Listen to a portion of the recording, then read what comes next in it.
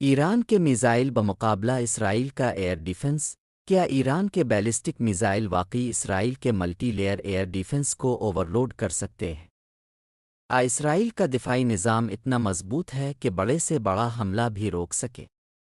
آج ہم اس سوال کا جواب سادہ اور حقیقت پر مبنی انداز میں سمجھنے کی کوشش کریں گے۔ سب سے پہلے ایران کی بات کرتے ہیں۔ اوپن سورس دفاعی رپورٹس کے مطابق ایران کے پاس مختلف رینج کے بیلسٹک میزائل موجود ہیں۔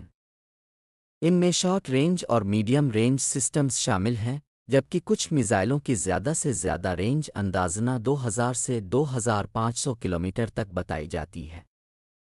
اس فاصلے کے اندر اسرائیل آتا ہے۔ ایران کی حکمت عملی عام طور پر تعداد پر مبنی سمجھی جاتی ہے، یعنی مختلف اقسام کے میزائل تیار کرنا اور ضرورت پڑنے پر ایک سے زیادہ سمتوں سے لانچ کرنے کی صلاحیت رکھنا۔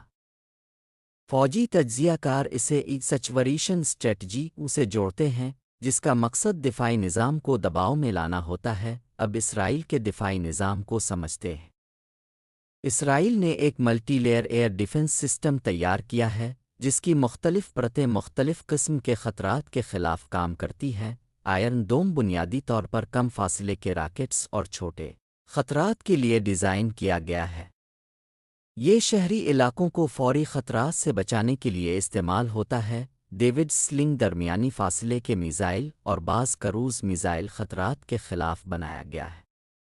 یہ آئرن ڈوم اور اوپری دفاعی نظام کے درمیان خلا کو پر کرتا ہے۔ ایرو سسٹم طویل فاصلے کے بیلسٹک میزائلوں کو روکنے کے لیے ڈیزائن کیا گیا ہے۔ اس کا مقصد ایسے میزائلوں کو فضا میں ہی تباہ کرنا ہے جو دور سے داغے جائیں۔ اب اصل سوال یہ ہے کہ کیا یہ نظام اوورلوڈ ہو سکتا ہے؟ دنیا کا کوئی بھی ایئر ڈیفنس سسٹم 100% ناقابل شکست نہیں ہوتا۔ ہر نظام کی اپنی حد ہوتی ہے۔ انٹرسیپٹر میزائلوں کی تعداد محدود ہوتی ہے، اور ایک وقت میں ٹریک کیے جانے والے اہداف کی بھی ایک حد ہوتی ہے۔ اگر حملہ محدود پیمانے پر ہو تو ملٹی لیئر سسٹم مؤثر انداز میں کام کر سکتا ہے، لیکن اگر بیک وقت بڑی تعداد میں مختلف رفتار اور مختلف سمتوں سے میزائل فائر کیے جائیں تو دفاعی نظام پر دباؤ بڑھ سکتا ہے۔ اسی تصور کو فوجی زبان میں سچوریشن اٹیک کہا جاتا ہے، یعنی اتنے اہداف بھیج دیے جائیں کہ دفاعی نظام سب کو ایک ساتھ نہ روک سکے، لیکن صرف تعداد کافی نہیں ہوتی۔ بیلسٹک میزائل کی رفتار، درستگی، گائیڈنس سسٹم اور دفاعی ریڈار کی صلاحیت بھی اہم کردار ادا کرتی ہے۔ اسرائیل کے دفاعی نظام میں صرف انٹرسیپٹر میزائل ہی شامل نہیں، بلکہ جدید ریڈار، ابتدائی وارننگ سسٹمز اور انٹیلیجنس نیٹ ورک بھی شامل ہیں۔ اگر خطرے کی پیشگی اطلاع ہو تو رد عمل زیادہ منظم ہو سکتا ہے۔ دوسری طرف ایران نے بھی وقت کے ساتھ اپنے میزائل پروگرام میں بہتری لانے کی کوشش کی ہے۔ کچھ میزائلوں میں بہتر گائیڈنس اور زیادہ درستگی کا دعویٰ کیا جاتا ہے، تاہم ان تمام دعووں کی آزادانہ تصدیق ہمیشہ ممکن نہیں ہوتی۔ نتیجہ کیا نکلتا ہے؟ یہ کہنا درست نہیں ہوگا کہ ایک فریق مکمل طور پر جیت جائے گا اور دوسرا مکمل طور پر ناکام ہوگا۔ اصل نتیجہ کئی عوامل پر منحصر ہوگا۔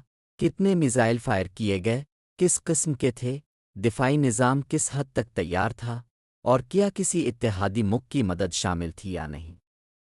یہ ضرور کہا جا سکتا ہے کہ اسرائیل کا ملٹی لیئر ایئر ڈیفنس تکنیکی طور پر مضبوط سمجھا جاتا ہے، اور یہ بھی حقیقت ہے کہ بڑی تعداد میں حملے کسی بھی دفاعی نظام کو دباؤ میں لا سکتے ہیں۔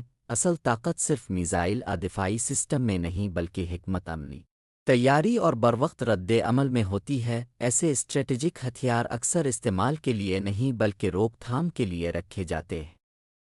مقصد یہ ہوتا ہے کہ دشمن حملے سے پہلے کئی بار سوچے۔ تو سوال یہ نہیں کہ کون مکمل طور پر جیتے گا، بلکہ یہ ہے کہ کیا دونوں کی صلاحیتیں ایک دوسرے کو بڑی جنگ سے روکنے کے لیے کافی ہیں۔ اگر آپ اس موضوع کو مزید گہرائی سے سمجھنا چاہتے ہیں تو اگلی ویڈیو ضرور دیکھیں۔